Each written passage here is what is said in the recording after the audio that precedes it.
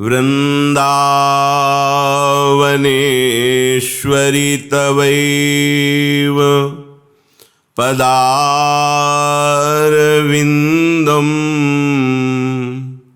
प्रेमामृतैकमकरन्द रसौघपूर्णम् हृद्यर्पितं मधुपते स्मरतापमुग्रं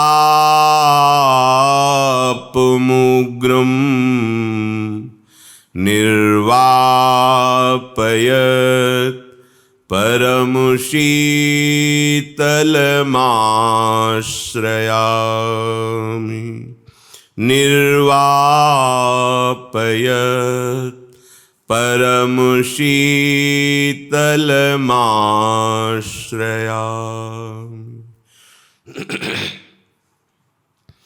राधा राधा राधा राधा राधा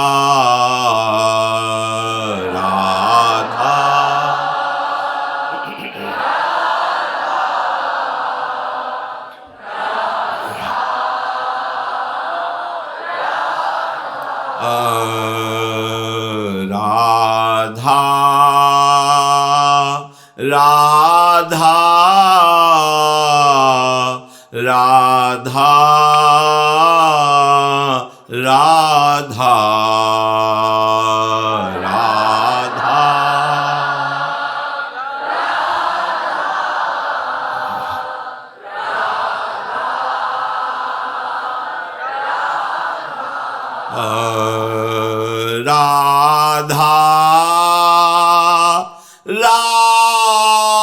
राधा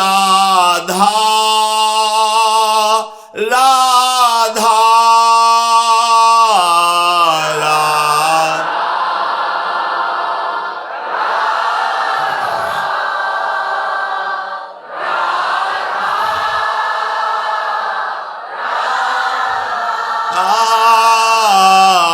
राधा राधा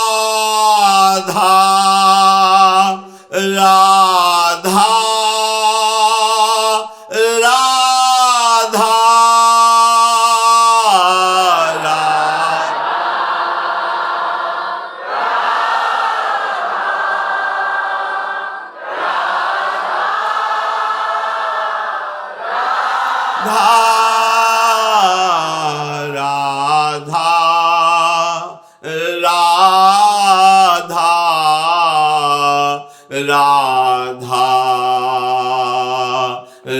राधा राधा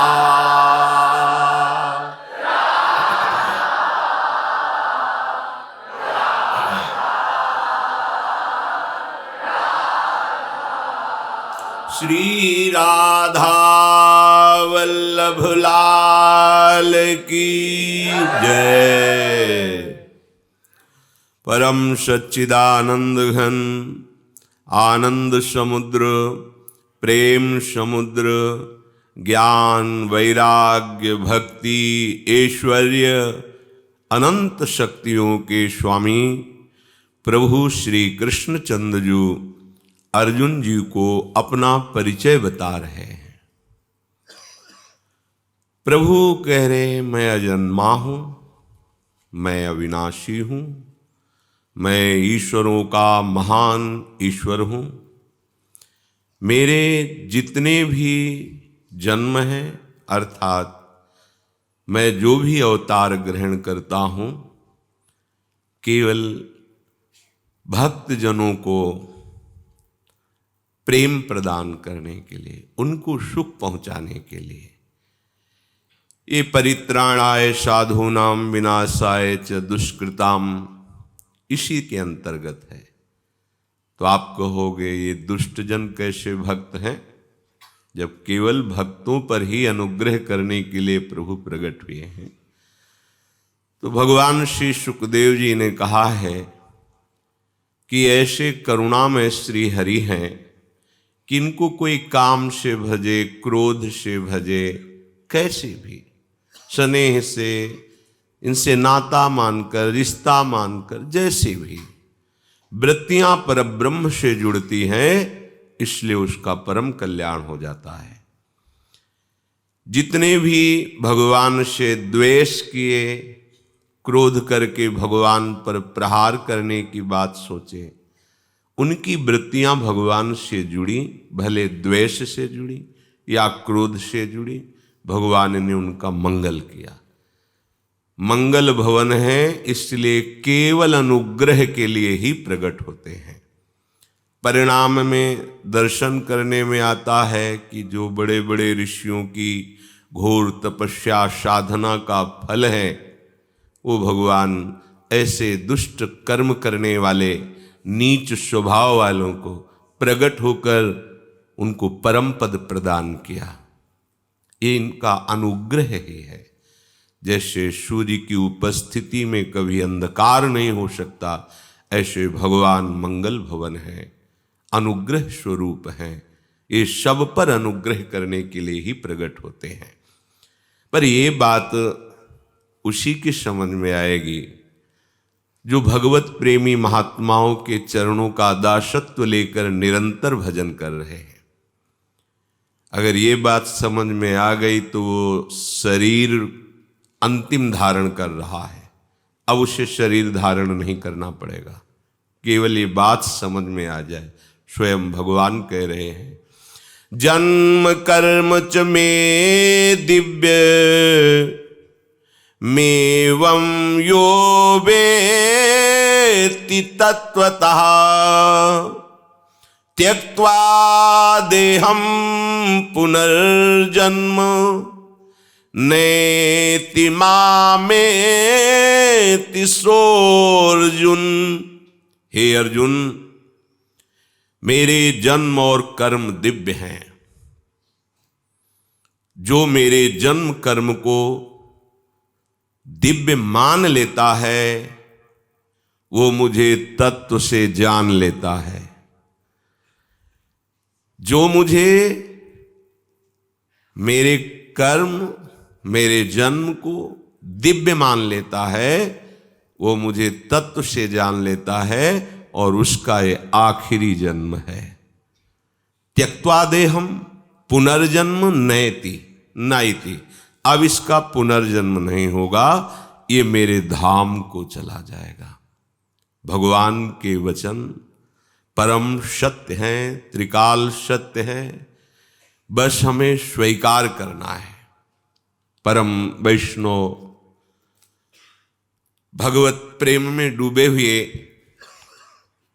श्री गोस्वामी जी महाराज, तुलसीदास जी महाराज कह रहे हैं, बिनु गुरु होई की ज्ञान, ज्ञान की होई विराग बिनु, गावहीं वेद पुराण, सुख की लही हरि भगति बिनु।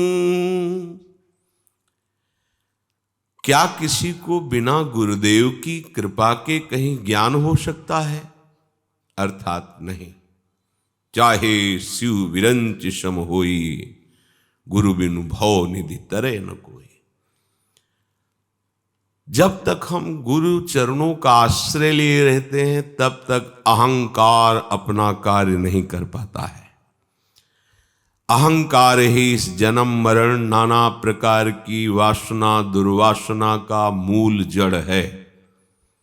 ये संस्कृति चक्र का मूल जड़ है अहंकार। इसके नष्ट हुए बिना शुद्ध ज्ञान नहीं होता, और अहंकार नष्ट केवल गुरु कृपा से होता है।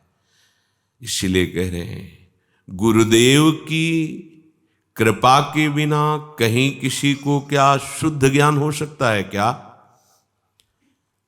और वैराग्य के बिना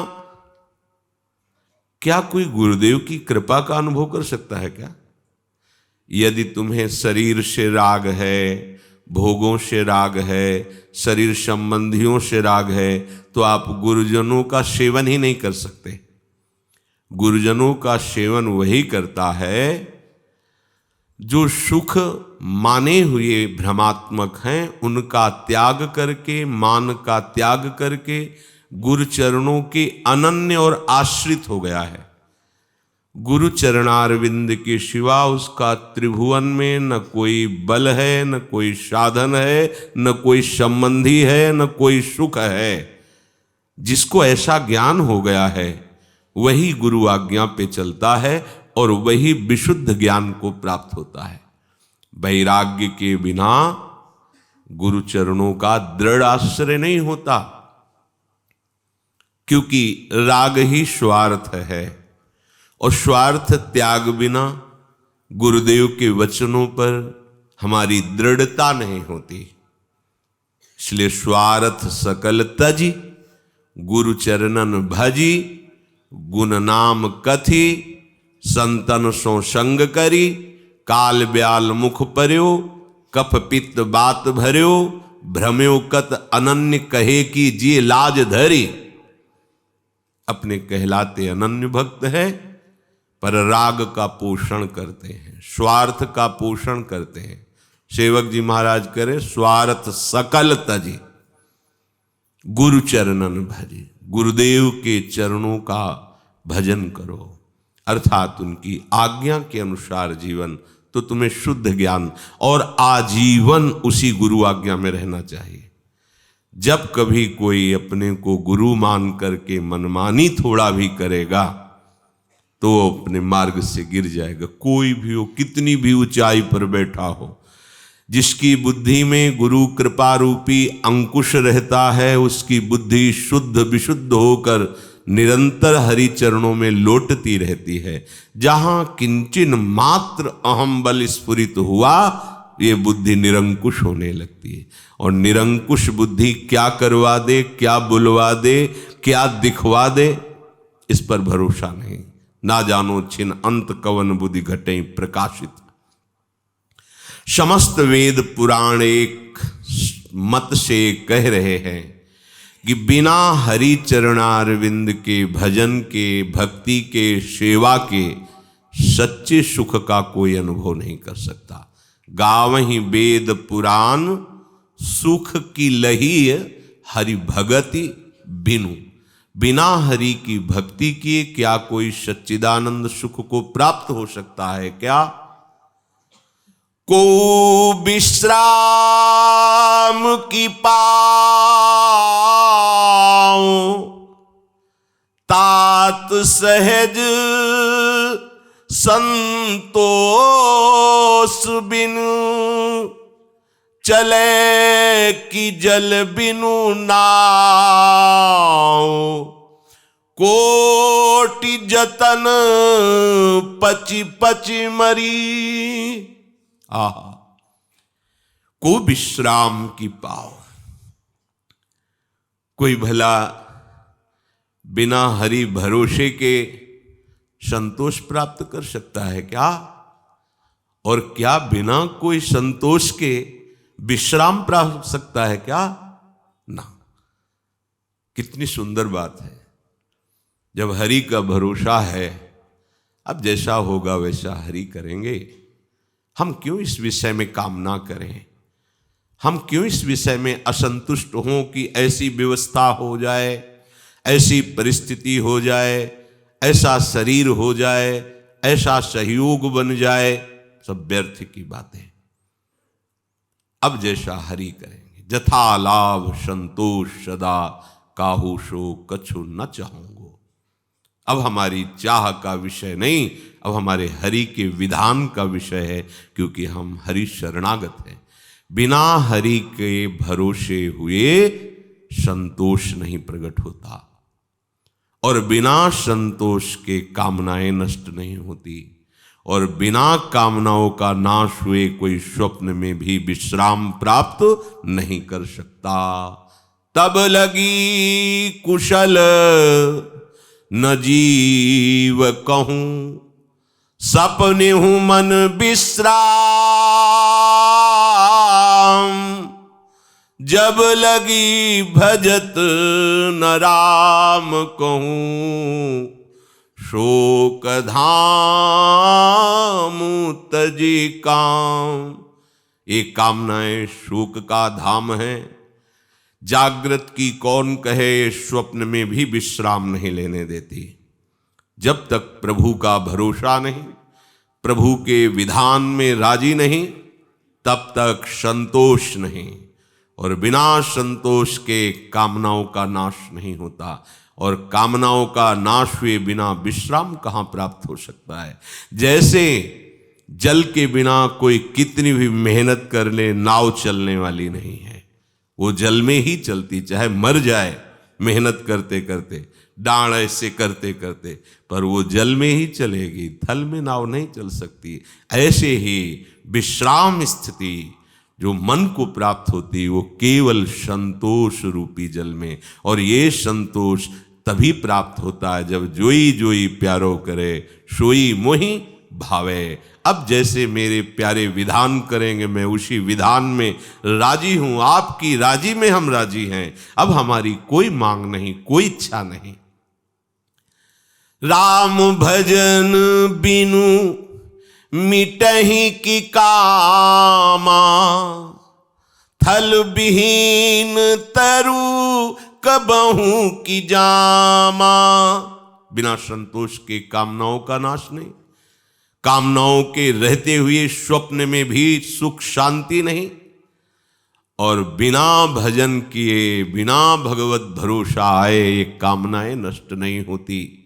जैसे कभी भूमि के बिना वृक्ष नहीं जग सकता, कहीं भी थोड़ा भी रज का संयोग होगा तभी वो वृक्ष पल्लवित, पुष्पवित और फलान्वित होगा। ऐसे ही थोड़ा भी भगवान का यदि आश्रय होगा तो हृदय आनंद की उमगन में कामनाओं का त्याग करके परम शांति और विश्राम को प्राप्त हो जाएगा। बिनु विज्ञान की क्षमता आवई, को अवकाश की नभ बिनु पावे। श्रद्धा बिना धर्म नहीं होई, बिनु मही गंध की पावई कोई। निज सुख बिनु मन होई की थीरा, परस की होई बिहीन समीरा। कौन्यू सिद्धि कि बिनु विश्वासा, बिनु हरि भजन ना भव भय नाशा। परम सिद्धांत की बात। जब तक आपको भगवत कृपा का अनुभव नहीं होगा, जब तक आपको भगवत तत्व का अनुभव नहीं होगा, तब तक ये राग द्वेष विषमता बनी ही रहेगी। आप किसी की निंदा करेंगे तो किसी की स्तुति करेंगे, यही संसारी पुरुष का लक्षण है। चाहे जिस भेष में हो, चाहे जिस देश में हो, चाहे जिस उद्देश्य में हो, जब तक किसी की निंदा है, किसी की स्तुति है, ये राग द्वेष है, तब तक ये माया गुण जनित भ्रमण है। सुनहु तात माया कृत गुण अर दोष अनेक, गुण या उभय न देखी, देखी सो अविवेक। अविवेक में ही विचरण होता है। क्षमता का तभी अनुभव होता है जब भगवत कृपा पात्र समस्त चराचर जगत में अपने आराध्य देव का अनुभव करता है। जब तक ये विज्ञानानंद घन तत्व ज्ञान नहीं होता, तब तक राग द्वेष पिंड नहीं छोड़ते। ये बना रहता है, ये अच्छा है, ये बुरा है, ये अनुकूल है, ये प्रतिकूल, वो द्वंद्वों में ही भ्रमित होता रहता है। जैसे आकाश के बिना कोई अवकाश प्राप्त नहीं कर सकता, ऐसे बिना भगवत भाव के क्षमता नहीं आ सकती। सब जगह मेरा ही आराध्य देव है। और श्रद्धा के बिना अन्य कोई धर्म का पालन नहीं हो सकता। फिर भागवत धर्म तो बिल्कुल नहीं। श्रद्धा से ही भागवत धर्म का प्रादुर्भाव होता है। प्रथम हृदय श्रद्धा जो करे, ये प्रेम धर्म के लिए है, ज्ञान धर्म के लिए भी है। श्रद्धावान लभते ज्ञानम तत्परा संयतेन्द्रिया, ज्ञानम लब्ध्वा पराम शांति मचरेणाधिगच्छति। श्रद्धा श्रद्धा श्रद्धा का भाव है बिना किसी संशय के शास्त्र सदगुरुदेव की बात ज्यों की त्यों मान लेना। इसी श्रद्धा से भागवत धर्म, प्रेम धर्म और अन्य धर्मों का पालन होता है। क्या बिना श्रद्धा के कोई धर्म का पालन कर सकता है? जैसे बिना पृथ्वी तत्व के गंध नहीं प्राप्त हो सकती, ऐसे श्रद्धा के बिना चाहे भागवत धर्म हो या प्रेम धर्म हो, इसका अनुभव आप नहीं कर सकते। जब तक तुम्हारा मन सुख सिंधु प्रभु में स्थित नहीं होगा, तब तक तुम विश्राम नहीं प्राप्त कर सकते। तब तक ये मन चंचल ही बना रहेगा, तब तक ये मन विषयों में ही भागता रहेगा। जैसे वायु के बिना स्पर्श सुख नहीं प्राप्त हो सकता, त्वगेंद्री के बिना वायु का स्पर्श नहीं हो सकता, ऐसे ही जब तक आपके हृदय में भगवत चरणारविंद का सुख प्रकट नहीं होगा, सुख स्पर्श नहीं होगा, तब तक ये मन अपनी चालबाजी बंद नहीं कर पाएगा। इसको भगवत सुख में डुबोना होगा। नाम कीर्तन, गुण कीर्तन, लीला चिंतन, सेवा, ऐसा अभ्यास करो कि संसार का चिंतन छोड़कर मन प्रभु के चिंतनी सुख में डूब जाए, प्रभु के आनंद में मगन हो जाए। फिर शिकायत बंद हो जाएगी कि मन हमारा बड़ा परेशान करता है। तब तक मन तुम्हारा शांत नहीं होगा जब तक ऐसा अभ्यास नहीं। एक क्षण भी इसे समय मत दो संसार के चिंतन का, प्रभु के नाम का, प्रभु के गुणों का, प्रभु के स्वभाव का, प्रभाव का, भक्तों का ऐसा चिंतन करवाओ कि संसार का चिंतन छोड़ दे, मनन छोड़ दे, तो ये सुख को प्राप्त हो जाएगा। जहाँ इसे भगवत सुख मिलेगा ये अचंचल हो जाएगा, पंगु हो जाएगा, स्थिर हो जाएगा। बात पर विश्वास करो। भगवान कह रहे जन्म कर्म च मे दिव्यम। इस बात पर जो विश्वास कर लेता उसका पुनर्जन्म नहीं होता। तो कौनी सिद्ध की बिन विश्वासा, क्या बिना विश्वास के कोई सिद्धि प्राप्त हो जाएगी? विश्वास करो मेरे प्रभु के सब जन्म कर्म दिव्य हैं, प्राकृतिक नहीं है। वो मनुष्यकृत दिखाई देते हैं पर वो सब चिदानंद है। बिना हरि के भजन के इस अविद्या का नाश नहीं होता। जो हम प्रभु पर भी सांसारिक धर्म का आरोप, सांसारिक कर्म जैसे देखते हैं, ये अविद्या, ये भव है, बिना भगवत भजन किए नष्ट नहीं होता। निरंतर भगवत भजन, अंतर रहित अव्यावृत भजनात्, तब आप समझ पाओगे हमारे प्रभु के दिव्य जन्म है और दिव्य कर्म है। बिनु विश्वास भगति नहीं, तेहि बिनु द्रवहि न राम। राम कृपा बिनु सपने हूँ, जीव न लह विश्राम। यदि विश्वास नहीं तो भक्ति का नाटक करते रहो, शुद्ध भक्ति का प्रादुर्भाव नहीं होगा। और भक्ति के बिना भगवान श्री हरि द्रवित नहीं होते। ये भक्ति ही है जो भगवान को द्रवित करके अप्रकट भगवान को प्रकाशित कर देती है, हृदय में और बाहर भी। जिधर देखता है उधर अपना प्रीतम नजर आता है, आंख मूंदता है तो हृदय मंदिर में प्रीतम का विहार हो रहा है। ये बिना विश्वास के भक्ति नहीं होती और बिना भक्ति के प्रभु की इस कृपा का अनुभव नहीं होता। भीतर बाहर कृपा ही कृपा। और जब तक प्रभु की कृपा का अनुभव नहीं होता तब तक स्वप्न में भी तुम्हें विश्राम और शांति प्राप्त नहीं हो सकती। इसलिए गोस्वामी जी कह रहे असि विचारी मति धीर,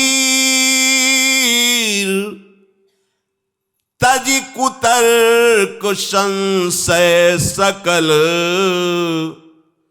भजहु राम रघुबीर, करुणा कर सुंदर सुखद। आहा, ऐसा विचार करो और प्रभु पर कभी भी कोई कुतर्क मत करो, संशय मत करो। ये कुतर्क संशय नाश करने की वृत्ति है।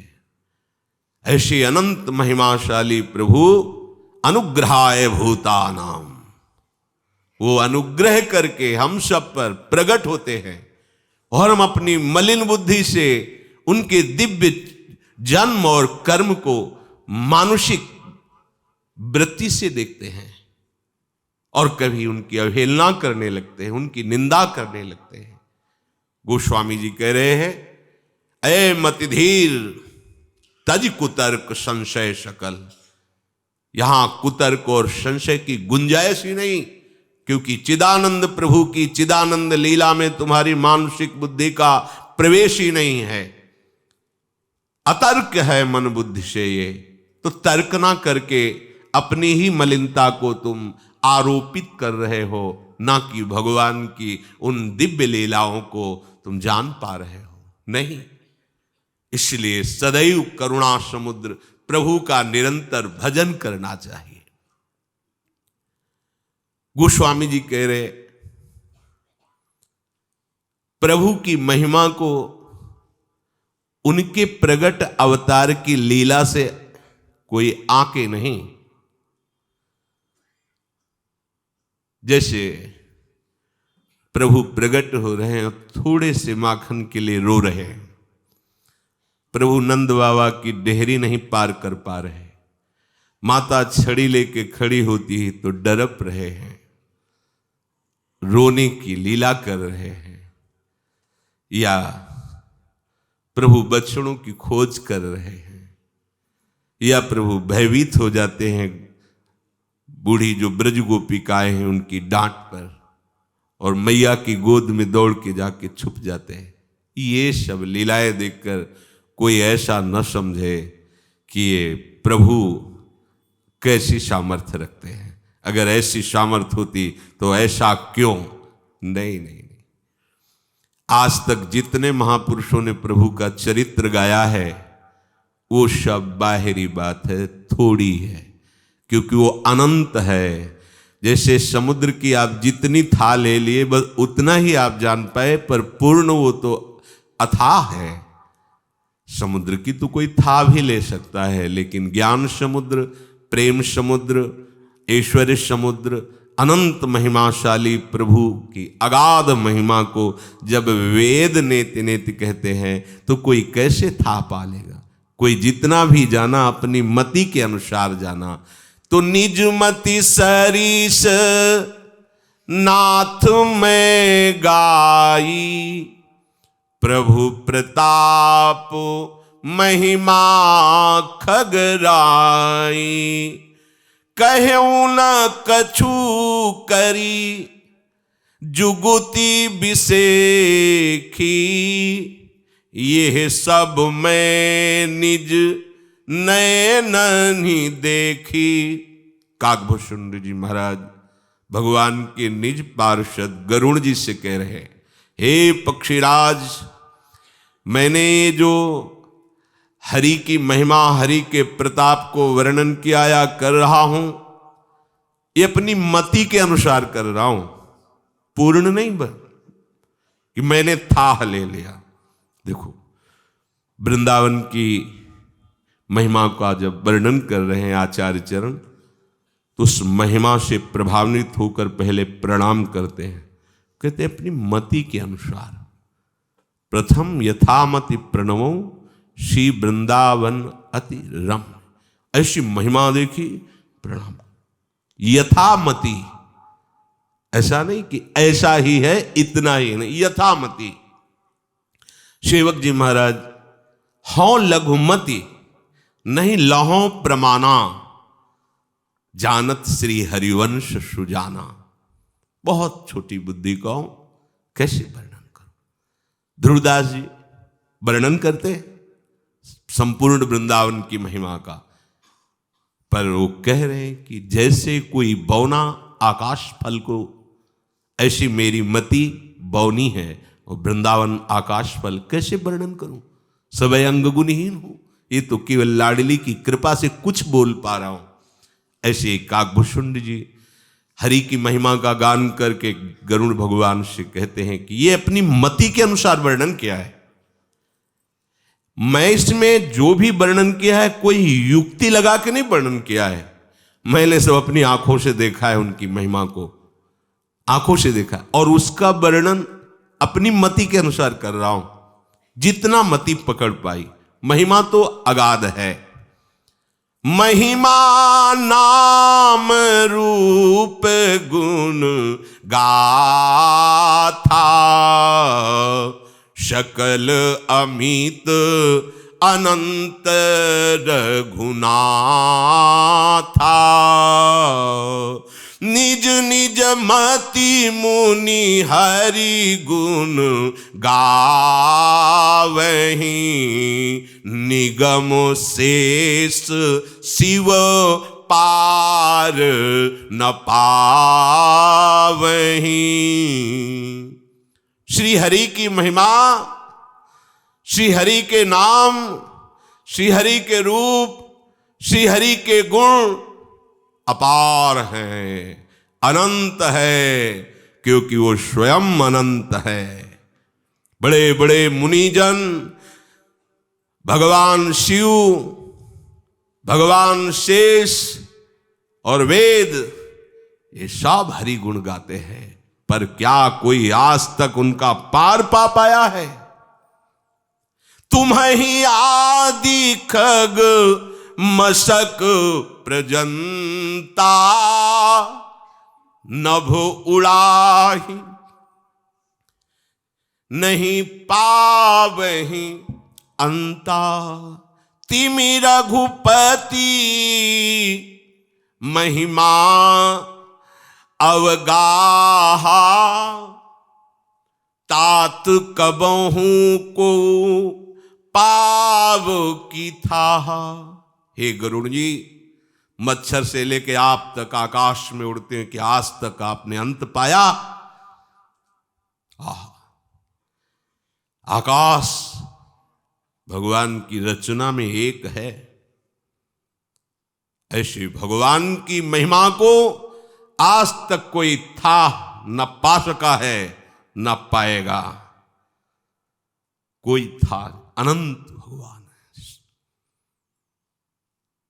भगवान की महिमा को केवल स्वीकार करो, इसी से विश्वास करो, इसी से तुम्हें भगवत प्राप्ति होगी। क्यों म्यों तर्क से नहीं। उनकी बाहरी लीला को देख करके कोई ऐसा न देखे। उनका भागना भी बड़ा सरस है, बड़ा रसमय है। ये कोई प्रेमी हृदय जाए, ये बुद्धि के गत की बात, वो भागे। अरे जिनको काल भी देखकर थर्राता है, वो भगवान किसी से भाग सकते हैं। कितने सैनिक लाया था, कितने अभी पीछे 17 बार 23 अक्षोणी सेना को ऐसे विनाश किया। भगवान कृपा करने जा रहे थे मुचकुंद पर, उनको दर्शन देने जा रहे थे। सोचा चलो इसका भी कल्याण हो जाएगा, एक महापुरुष की दृष्टि पड़ेगी। काहे को मारकाट इससे करे, तो इसका तो हो ही जाएगा। और प्रभु एक लीला में ये भी दिखाना चाहते कि अपने भक्त के लिए मैं रण छोड़ भी सकता हूं। अरे अपने भक्त के लिए मैं प्रण छोड़ सकता हूं, तो रण छोड़ने की कौन सी बात है। वहां भक्त की पराधीनता को न समझने वाले देखो डर के जा रहे हैं। भगवान कैसे राम काम सत कोटि सुभग तन, दुर्गा कोटि अमित अरिमर्दन, शक्र कोटि सत सरिस विलासा, नभ सत कोटि अमित अवकाशा। अरबों कामदेवों की भी सुंदरता को मर्दन करने वाले प्रभु श्री हरि का सौंदर्य है। अरब नहीं, अरबों, शतकोटि, 100 करोड़। प्रभु का सौंदर्य कैसा है? बोले अरबों कामदेवों के भी मान का मर्दन करने वाला। जब जहां जैसा अवसर होता है वैसा प्रभु सौंदर्य प्रकाशित करते हैं, पर इतना ही सौंदर्य है ऐसा प्रभु भी अभी तक पार नहीं पा पाए। इसलिए स्वमन मनमोहन है, ऐसा सौंदर्य है कि उनका भी मन मोहित हो जाता है अपने सौंदर्य को देखकर। मुनि मनमोहन तो है ही, विश्व मनमोहन भी है, मदन मनमोहन भी है, पर एक नाम प्रभु का स्वमन मनमोहन, क्योंकि वो भी पार नहीं पाए अभी तक अपने सौंदर्य का। उन्हीं का सौंदर्य तो प्रिया रूप में है, उन्हीं का तो सौंदर्य प्रिया रूप में है, आज तक पार नहीं पाए। 2 देखने को है, श्यामा श्याम एक संगाऊं, छिनिक कबहुं न अंतर हुई, प्राण सु एक देह हैं दोई। और प्रभु जब अपनी शक्तियों का प्रकाश करते तो लगता है कोई त्रिभुवन में जिसकी रक्षा नहीं कर सकता, उसकी रक्षा के लिए मां भवानी दुर्गा अपना भयानक रूप धारण करके महिषासुर आदि दैत्यों का मर्दन करती है। प्रभु है उस रूप में, दूसरा नहीं है। तो उनकी सामर्थ्य कितनी है? दुर्गा कोटि अमित अरिमर्दन। हरि की सामर्थ्य कैसी? अमित दुर्गाओं जैसी। 1 करोड़ अरब नहीं, अमित दुर्गाओं जैसी दुष्टों का मर्दन करने की सामर्थ्य। अमित था नहीं कि कितनी सामर्थ्य है। एक दुर्गा रूप में जब हरि प्रकाशित होते हैं तो त्रिभुवन में कोई सामने खड़ा होने वाला नहीं होता। मां भवानी जिस समय अपने स्वरूप में आती, किसी की ताकत नहीं है। ये शुंभ निशुंभ इतने बलवान दैत्य थे, त्रिभुवन में कोई इनका बाल बांका भी नहीं कर सकता था। स्मरण किया समस्त देवताओं ने तो भगवान से ही शक्ति का प्रादुर्भाव हुआ। इतना सुंदर रूप मां भगवती का। शुंभ निशुंभ के पार्षद घूमते रहते थे, उन्होंने देखा, जाके बताया कि आपके महल में जितनी सुंदरियां उसकी दासी बनने योग्य भी नहीं, ऐसी सुंदरी का हमने दर्शन किया। बोले मेरा जाके परिचय बताओ। बोले ऐसा नहीं लगता कि आपके परिचय बताने से केवल आ जाएंगी। तो उनका अगर ऐसा नहीं तो केश कर्षण निर्धूता गौरवा मां गरिष्यति, उसके गौरव को धूल में मिलाते हुए बाल पकड़कर घसीट कर हमारे पास लाओ। मार्कंडेयपुरा उनके पार्षद गए और बताया हमारे मालिक शुंभ निशुंभ है, उनका आदेश है कि आप महल में चलो और आदर सहित, अगर आप ऐसा ना करती हैं तो मैं आपका निरादर करते हुए बाल पकड़कर घसीटते हुए ले जाऊंगा। देवी जी ने मुस्कुरा दिया और कहा अपने मालिक से कह दो जाकर के कि हम उसी की आज्ञा पालन करती जो हम पर युद्ध में विजय प्राप्त कर ले। वो जाके बोले हाँ वो तो मतवाले, त्रिभुवन में कोई जोड़ ही नहीं था।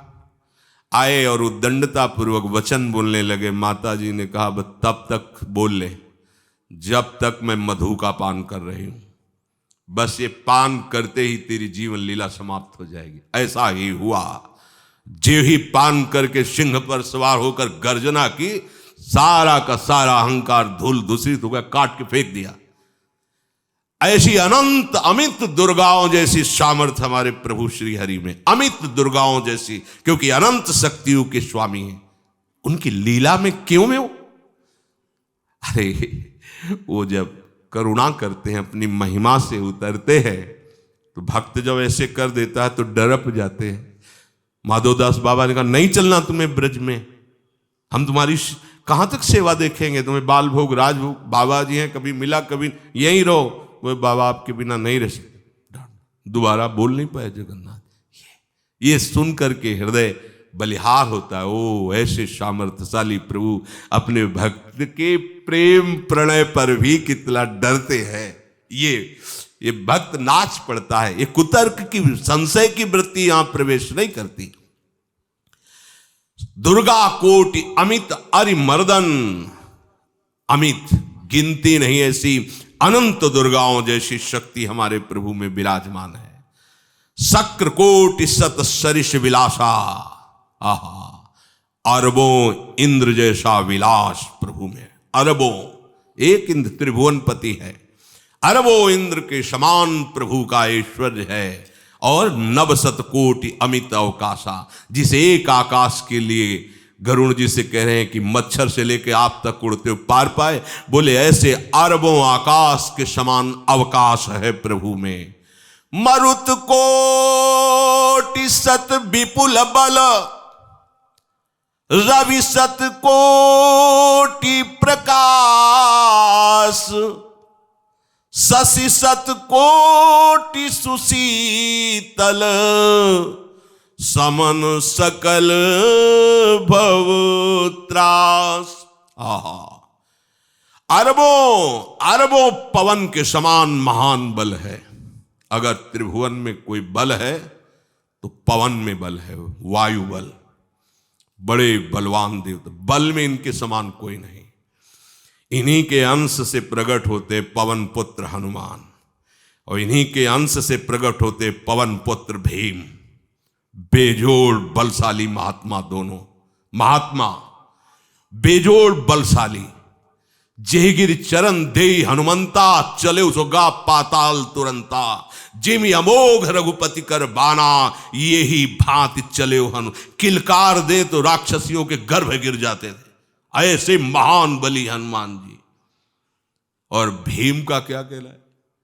जब ये देव पुष्प उड़ करके आया और द्रौपदी जी को दिया गया, तो द्रौपदी जी ने कहा इसका जोड़ होना चाहिए, इस पुष्प का। सबसे कहा पर किसी ने नहीं सुना। भीम ने कहा कहीं भी मिलेगा मैं इससे लाएंगे। ऋषियों ने समझाया कि आगे मत बढ़ो, ये यक्षों की भूमि है, युद्ध हो जाएगा और तुम्हें तैयारी करनी है हस्तिनापुर के लिए, और तुम इधर, वो सब दिव्य हैं, पवन पुत्र हैं। किसकी माने? अपने वेग को बढ़ाया तो महाभारत में पढ़ के देख लो, इनके चलने के वेग से वृक्ष उखड़ उखड़ कर गिर रहे थे। ऐसे जब चल रहे थे तो चलने के वेग से वृक्ष उखड़ जाते थे भीम के। तो हनुमान जी ने सोचा किसी के समझाए तो समझेंगे नहीं, तो आगे पवन पुत्र ही बैठ गए, बूढ़े बानर का वेश लेकर, लंबी पूंछे से। मार्ग में मर्यादा है, किसी पशु को भी नहीं लांघना चाहिए। विवेकवान उपासक ऐसा नहीं कि कोई सो रहा है पशु भी आप उसे लांघ जाए, ऐसा नहीं। जो विवेक है, जो मर्यादा है, वैसे किसी सोते हुए को लांघना नहीं चाहिए। उन्होंने कहा है वृद्ध बानर, ये अपनी पूंछ हटा ले और मार्ग दे दे, इस समय मैं विशेष कार्य के लिए जा रहा हूं। तो उनका जब कह ही दिया है वृद्ध, तो आप समझ ही रहे होगे कि वृद्ध में क्या ताकत होती। अब मेरी ताकत पूंछ हटाने की नहीं रह गई है, आपने तो वृद्ध ही कह दिया है, तो आप समझ रहे हो ना, आप पूंछ हटा लीजिए। कहा हमारी आज्ञा की अवहेलना करे, ऐसे उठी नहीं, दोनों हाथ लगाया, नहीं उठी, पूरी ताकत लगा दी। पवन पुत्र भीम की पूरी ताकत लग गई, पूछ जरा से भी नहीं ली। हाथ जोड़ के खड़े बोले हम समझ गए हमारे बड़े भ्राता आप हनुमान जी हैं, क्योंकि ऐसा कोई बानर सृष्टि में पैदा नहीं हुआ कि मैं उसकी पूंछ ला हिला सकूं। मैं समझ गया। तो मुस्कुराए और बैठ के बोले हमारी आज्ञा मानो, इस मार्ग में मत जाओ, ये देव मार्ग है। ऐसे ऐसे सिद्ध हैं कि आपका अपराध बन जाएगा, आप शाप से युक्त हो जाएंगे, इसलिए मैं आपको मना। बोले प्रभु जब आप कृपा करके आए हो तो हमें वो रूप दिखा दो जो लंका में आपने रूप दिखाया। बोले मत उस बात की चर्चा करो, रहने दो। बोले प्रभु एक बार देखना चाहता हूं कि मेरा बड़ा भाई कितना बलवान है। हनुमान जी ने कहा फिर देख लो। कनक भूधराकार शरीरा, समर भयंकर अति बल। कांप गए भीम जी, हाथ जोड़ बोले भैया नीचे। स्वर्णिम कांति, वो भयानक उनका रुद्र रूप, कांप गए भीम, कांप गए। वायु में अगर बल में देखा जाए तो सबसे ज्यादा वायु बलवान है। भगवान कैसे है? मरुत कोट सत विपुल बल, अरबों वायुओं जैसी महान ताकत हमारे प्रभु में है, संशय नहीं। वो अगर छोटी सी कार्य के लिए सहयोग लेते हैं, ए उठवा दो, ऐसा कर, भक्तों के साथ वो विनोद करते, लीला करते, नहीं उनमें बल कितना है। ऐसे पवन पुत्र हनुमान जिनके चरणों को ऐसे गोद में लिए रहते हैं। एक उपनिषद में चरित्र आता है कि असुरों पर विजय प्राप्त करने के कारण देवताओं को गर्व हो गया और सभा में नृत्य गान चल रहा था। भगवान जब किसी पे गर्व करते हुए देखते हैं तो उनको अच्छा नहीं लगता। फिर सृष्टि के विधान के प्रधान अधिकारी सब देवतागण और देवराज इंद्र और उन्मत्तता, विजयश्री में उन्मत्तता आ जाती है, तो भगवान ने एक यक्ष का रूप धारण किया और सभा के प्रधान द्वार पर दिखाई दिए।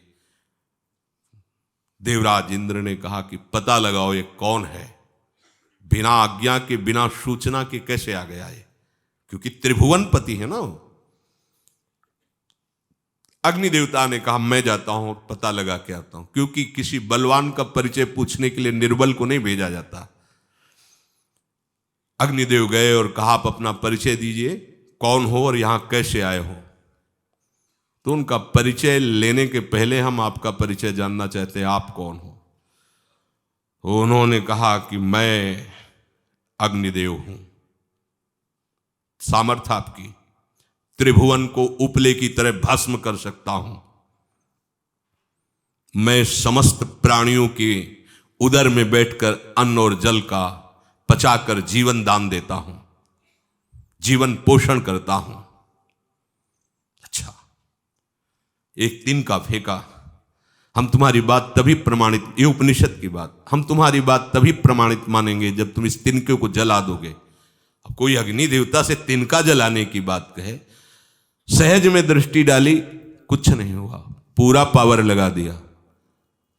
यक्ष जी ने मुस्कुरा कर कहा तुम तो कहते थे पूरे त्रिभुवन को उपले की तरह जला दूंगा, अब ग्रीवा झुकाई पहुंचे। देवराज इंद्र ने कहा कौन है? बोले असमर्थ रहा उनका परिचय जानने में, वायु देवता। आप अपना परिचय बताइए। तो आप अपना परिचय जो आए हो तो हमें पहले बताओ, तब हम अपना परिचय दें। तो उनका मैं महान देव वायु हूं।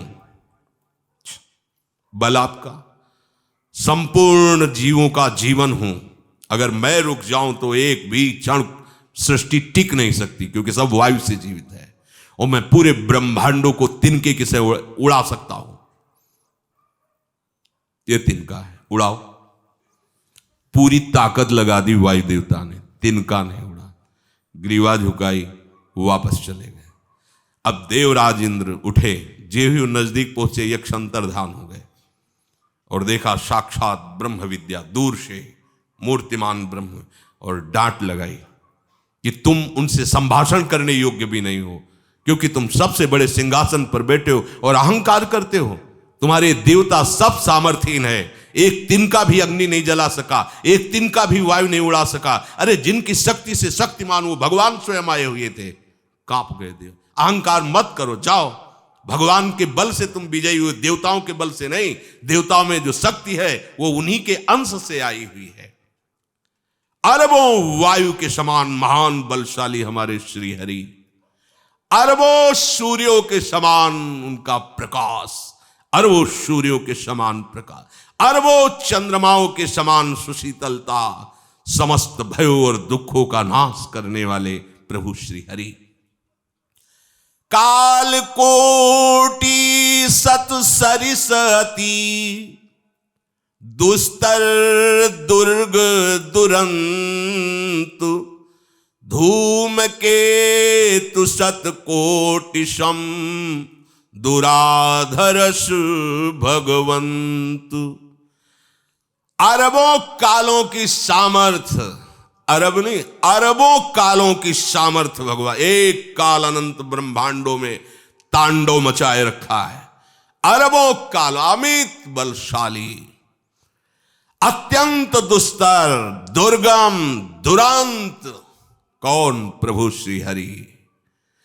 अरबों धूमकेतुओं के समान अत्यंत प्रबल सामर्थ्यशाली प्रभु, अगाध सत कोटि पताला, शमन कोटि सत सरीश कराला, तीरथ अमित कोटि सम पावन, नाम अखिल अघ पूग नशावन।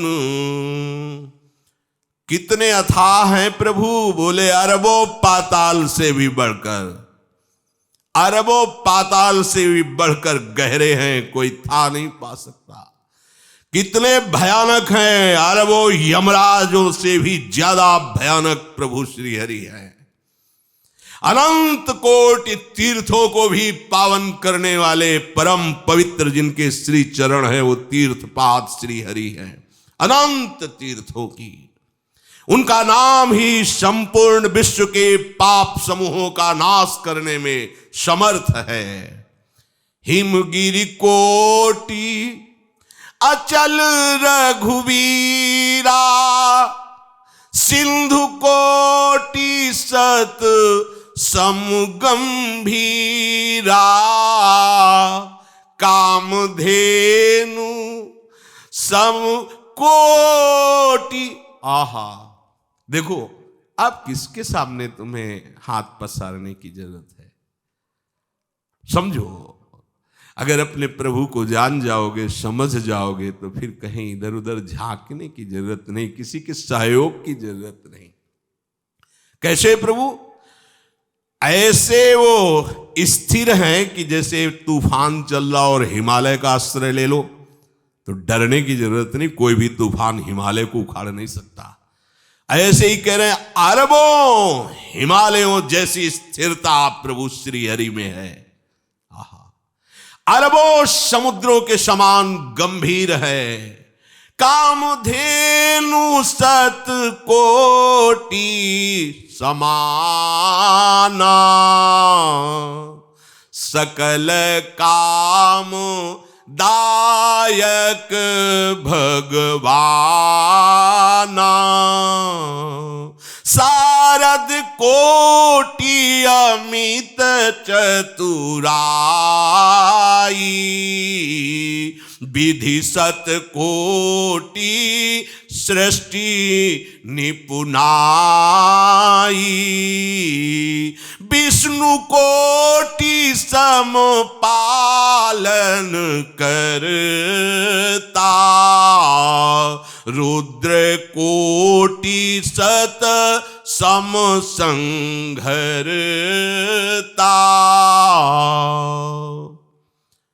अरबों कामधेनुओं के समान प्रभु श्री हरि हैं। एक कामधेनु मिल जाए तो निहाल हो जाए है। हमारे श्री हरि कैसे? अरबों कामधेनुओं के समान है। इच्छित कामनाओं की पूर्ति कर दे उसे कामधेनु कहते हैं। प्रभु में कितनी चतुरता है। अनंत कोटि सरस्वतियों की एक सरस्वती ब्रह्मांडों का संचालन करती है, बुद्धि के अधिष्ठात्र देवी हैं। और यहां क्या, हमारे श्री हरि अनंत कोटि सरस्वतियों की चतुराई समाई हुई है। अरबों ब्रह्माओं के समान सृष्टि रचने में समर्थ। एक ब्रह्मा प्रकट कर दिया, ये वैभव प्रकट हो गया। अरबों ब्रह्माओं जैसी सामर्थ सृष्टि रचना की प्रभु में है। आहा। और अरबों विष्णुओं के समान पालन करने की सामर्थ प्रभु में है। अरबों शंकर के समान संहार करने की सामर्थ्य प्रभु में है। धनद कोटि सत समधन वाना, माया कोटि प्रपंच निधाना, भार धरन सत कोटि अहिसा, निरवधि निरूपम प्रभु जगदीशा।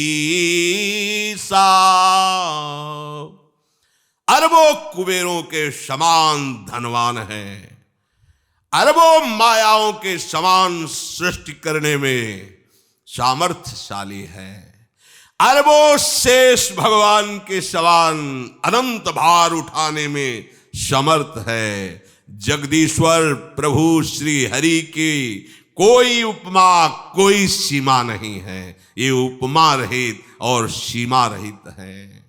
निरुपम न उपमा आन राम समान, राम निगम कहे जिम कोटि सत खद्योत समु, रवि कहत अति लघुताल है। यही भांति निज निज मति विलास, मुनीस हरि बखा नहीं। प्रभु भाव गाहक अति कृपालु, सप्रेम सुनि सुख मानहि।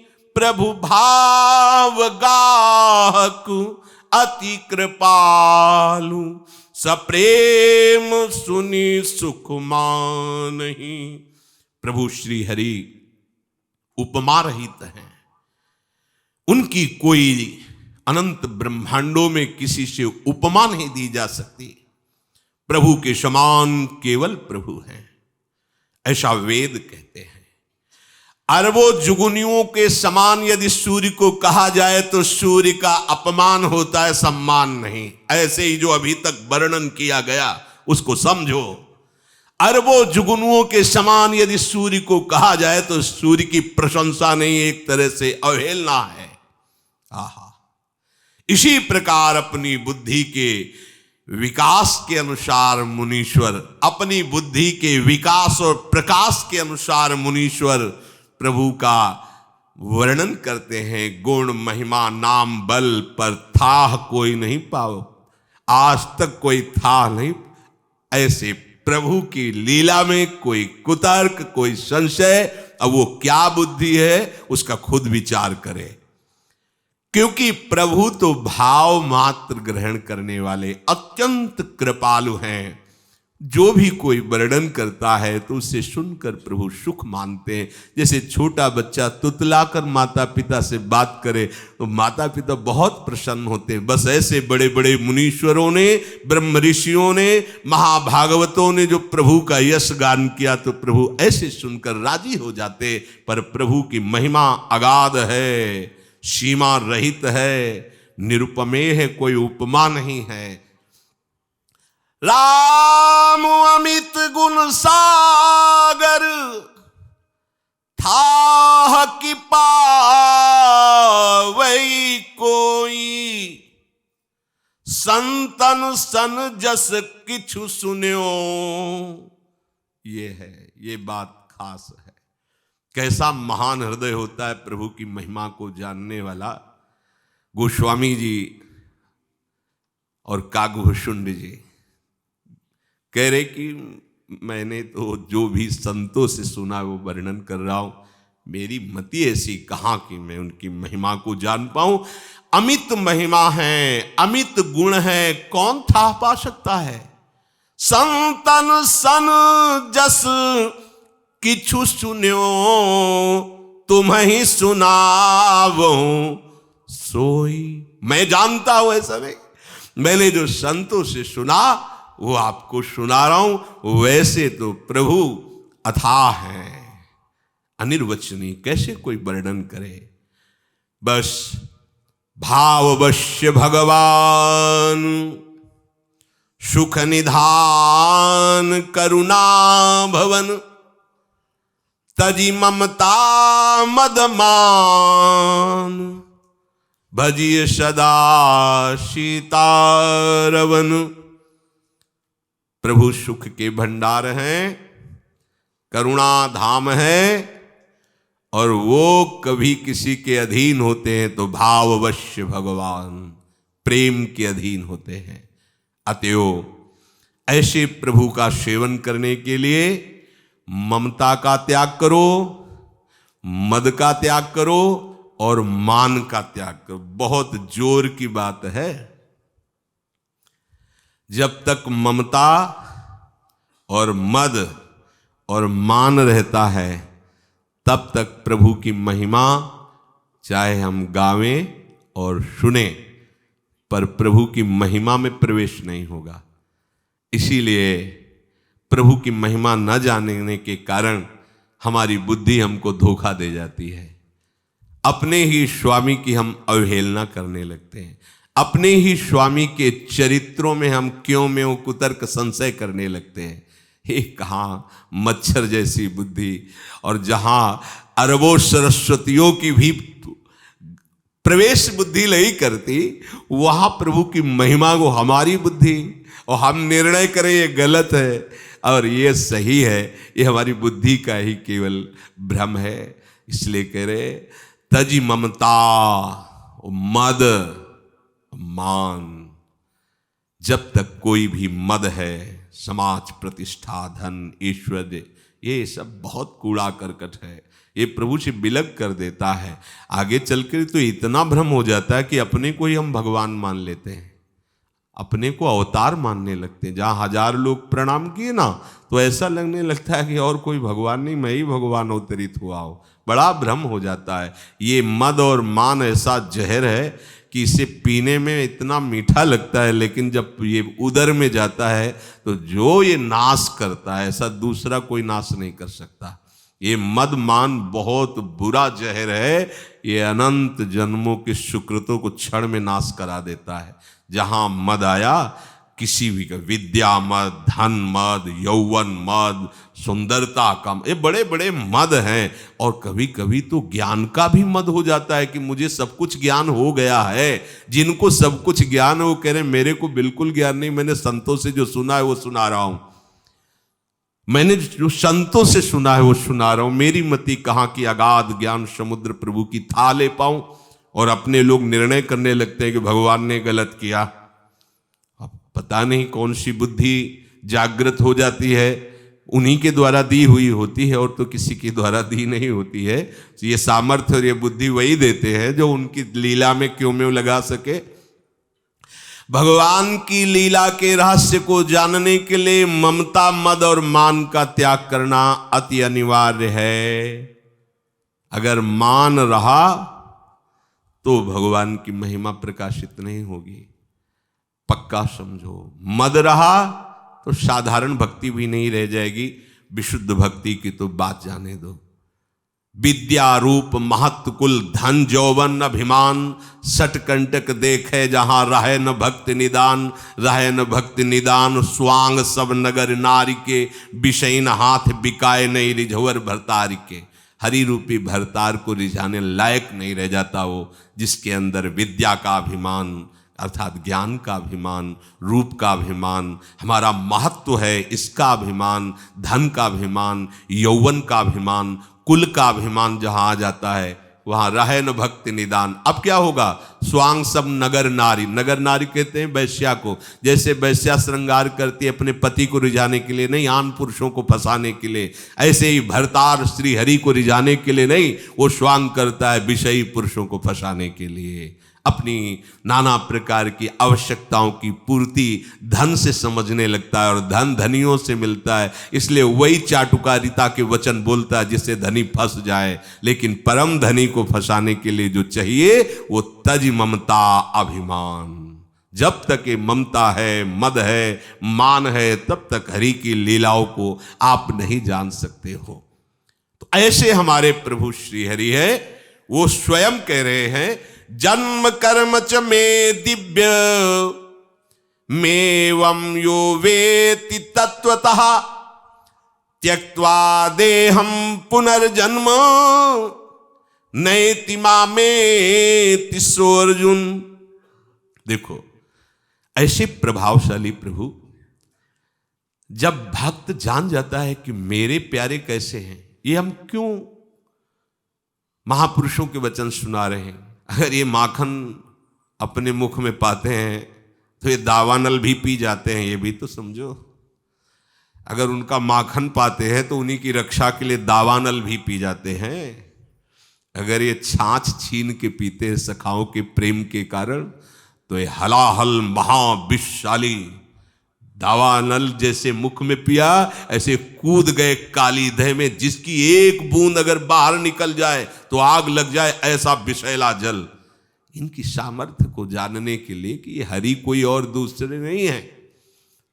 भरम भूल्यो भटकत कछ, सेवक जी महाराज कह रहे, राधा वल्लभ भजत भज, भली भली सब होए, भली भली सब होए। भीर मिटे भट जमन की, ये भय भंजन हरि सोए। ये वही हरि हैं जिनका वेद पुराण शास्त्र संत भक्त यश गान करते। हरि 10-20 नहीं होते, 10-20 अवतार भले वो ले ले, लेकिन हरि वही होते हैं। भरम भूल्यो भटकत कत, भीर मिटाए भट जमन की, भय भंजन करोड़ों अरबों यमराज जिनसे भयभीत हो जाएं, ऐसे हरि हमारे। सुंदर तो ऐसे हैं कि अरबों कामदेव को मूर्छित कर दे, पर यह भी ध्यान रखो अपने भक्ति की रक्षा के लिए वो इतने सामर्थ्यशाली हैं कि अरबों यमराज को भी भय प्रदान कर दे, ऐसे प्रभु हैं। हर समय अपने भक्त को दुलार करते रहते हैं, ऐसे महान। गोस्वामी तुलसीदास जी को सूचना मिली काशी में तुलसी घाट में एक पर्णकुटी ऐसे बनी थी जैसे यज्ञशाला बनती है। 4 दरवाजे थे, मध्य में ठाकुर जी को विराजमान करके आराधना करते हुए वहीं रामचरितमानस की लिपि रखी थी जो कर कमल से लिखी थी। कुछ विद्वान ब्राह्मणों को ऐसा लगा कि अवधी भाषा में लिखी हुई रामचरितमानस का इतना प्रचार प्रसार हो रहा है और हम संस्कृत और सब व्याकरण जानते हैं, कोई प्रणाम भी नहीं कर रहा है इस बाबा के सामने।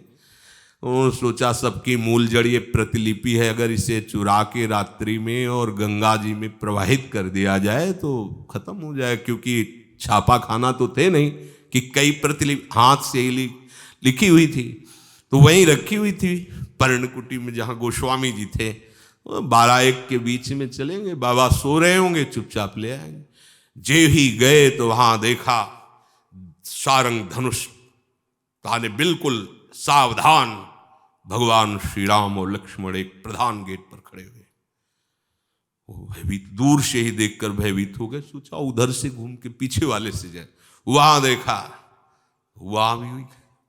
हर द्वार पर चौकी प्रभु लगाए हुए थे। कांप गए, वापस चले गए। दिन में आए, प्रणाम किया, बोले हमें क्या पता था रात में आप इतनी सुरक्षा रखते हैं। हमारी कौन सुरक्षा? तो बोले नहीं, 2 राजकुमार धनुष लिए हर गेट पे खड़े थे। गोस्वामी जी के आंसू बहने लगे। कितने सामर्थ्यशाली स्वामी हैं कि अपने दास की रक्षा के लिए दास सो रहा है और स्वामी जग कर चौकीदारी कर रहा है। ये बात भक्तों के चरित्रों में जब पढ़ा जाता है ना तो हृदय उफा। ऐसे महामहिम प्रभु स्वयं चाहते तो किसी शक्ति को आदेश कर देते, हाहाकार मचा दे, ऐसी शक्तियां हैं। लेकिन स्वामी ने शक्तियों को आदेश नहीं दिया, स्वयं द्वार पर खड़े हुए।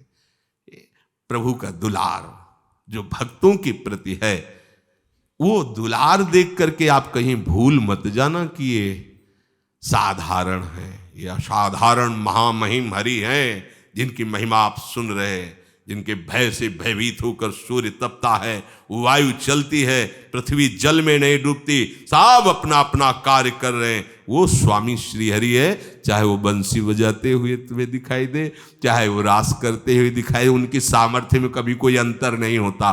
वो अनंत महिमाशाली हैं। ऐसे प्रभु को कभी भी संशय दृष्टि से न देखो। जब सत्संग सुनते हो तो देखो, सुना आपने प्रभु के श्री अंग में न रक्त है, न मांस है, न हड्डी है, न वीर है, न ये लौकिकता है। तो वहां काम क्रोध लोभ तो उनके भजन करने वालों में नहीं रहते, उनमें कहां से आ जाएंगे? ये सब मानुषिक बुद्धि का आरोप प्रभु पर ना करके प्रभु के जन्म कर्म की दिव्यता पर अपनी वृत्ति रखो। तो त्यक्त्वा देहम पुनर्जन्मम नैति, ये आखिरी जन्म हो जाएगा। मान लेने मात्र से अपने प्रभु की महिमा को मान लिया और लीला नाम गुणगान करते हुए जीवन व्यतीत करो और अपने प्यारे के धाम में सदा सदा के लिए वास पा जाओगे। ये जन्मना मरना भटकना दुख भोगना ये सब मिट जाएगा। शेष चर्चा आगे। श्री राधा वल्लभ लाल।